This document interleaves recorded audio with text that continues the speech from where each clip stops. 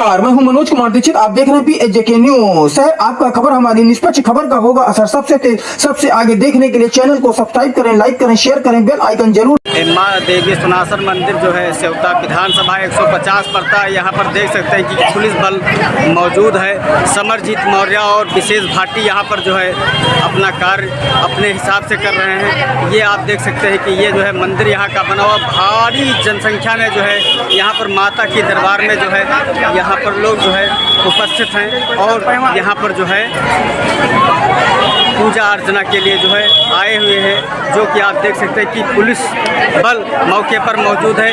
हमारे रेउसा थाना के कांस्टेबल विशेष भाटी और हमारे समरजीत मौर्य जी यहाँ पर मौजूद है। ये माता जी का मंदिर है जो कि आप देख सकते हैं।